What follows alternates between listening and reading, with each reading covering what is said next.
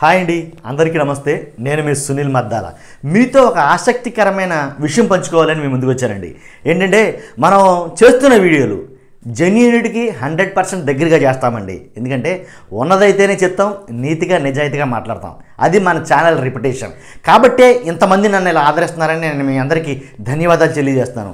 ఈ వీడియోని చాలామందికి అయితే షేర్ అవ్వాలి. లైక్ చేయండి, కామెంట్ చేయండి, సబ్స్క్రైబ్ చేయండి, షేర్ చేయండి. వీడియోలోకి వెళ్దాం. ఏంటంటే జగన్మోహన్ రెడ్డి గారు ఓడిపోతున్నారు. నిజమండి, జగన్మోహన్ రెడ్డి గారు ఓడిపోతున్నారు. ప్యాలెస్లో కూర్చుని బటన్ నొక్కినంత మాత్రాన ఓట్లు రాలవు.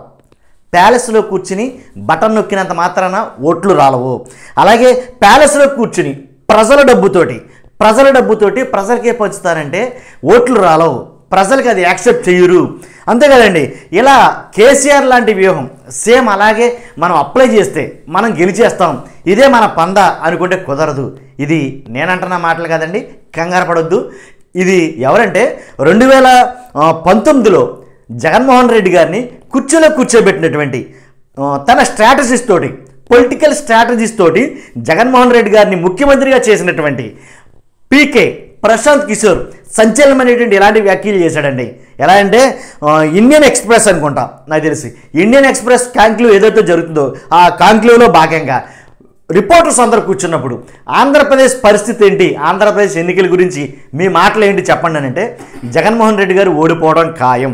ఎందుకంటే ప్యాలెస్లో కూర్చుని బటన్ నొక్కినంత మాత్రాన ఓట్లు రాలవు. కాబట్టి ప్యాలెస్లో కూర్చుని ప్రజల డబ్బును ప్రజలకే పంచినంత మాత్రాన, లేదా అప్పులు చేసి తెచ్చినటువంటి డబ్బుని ప్రజలకు పంచినంత మాత్రాన ఓట్లు పడవు. ప్రజలు దాన్ని యాక్సెప్ట్ చేయరు. ప్రజలు ఆ విషయాన్ని యాక్సెప్ట్ చేయరు. అలా యాక్సెప్ట్ చేస్తుంటే కేసీఆర్ తెలంగాణలో కేసీఆర్ నెగ్గును కదా, కేసీఆర్ కూడా సేమ్ అలాగే చేశాడు కదా. కాబట్టి కేసీఆర్ కూడా తన సెక్రటరియేట్లో కూర్చొని లేదా తన ప్యాలెస్లో కూర్చొని ఏంటి డబ్బుల్ని విచ్చలవిడిగా పంచాడు ప్రజలకి.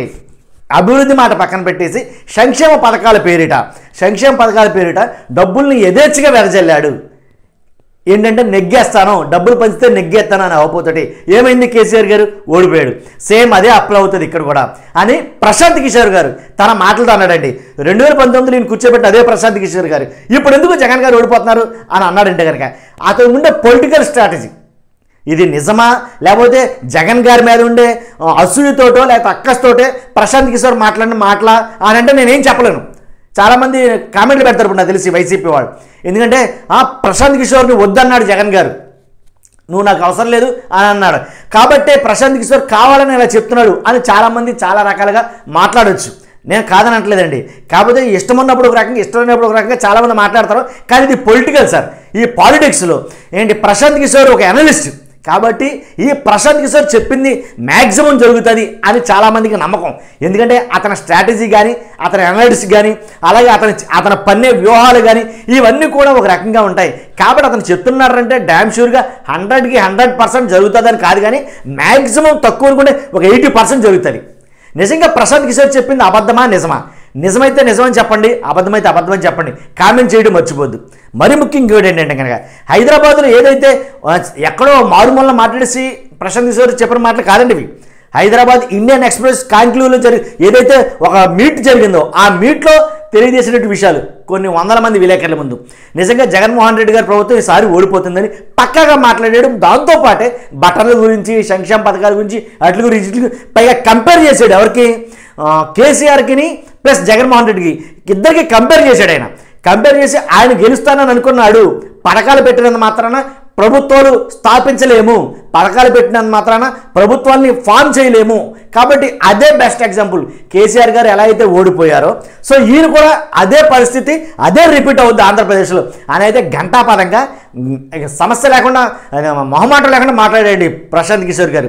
ఇప్పుడు ప్రశాంత్ కిషోర్ గారు మీకు తెలిసిందే చంద్రబాబు నాయుడు గారి తరపున అంటే టీడీపీ తరపున పనిచేస్తున్నాడు. సో ప్రశాంత్ కిషోర్ ఎవరి తరపున పనిచేస్తే వాళ్ళు నెగ్గడం అనేది వస్తుంది ఆనవాయితీగా. ప్రశాంత్ కిషోర్ స్ట్రాటజీ కానీ, ప్రశాంత్ కిషోర్ అనలిటిక్స్ కానీ ప్రశాంత్ కిషోర్ చేసిన ఏ పైన సరే ఒక వ్యూహంతో చేస్తూ ఉంటాడు. ప్రశాంత్ కిషోర్ ఓ మాట మాట్లాడాడు అంటే దానికి ఇంచుమించుగా 100% సమీకరణాలు అన్నీ చూసుకునే మాట్లాడతాడు ప్రశాంత్ కిషోర్. కాబట్టి ప్రశాంత్ కిషోర్ చెప్పింది జరుగుతుందా జరగదా మీ అమూల్యమైన అభిప్రాయం తెలుసుకోవాలనుకున్నాను.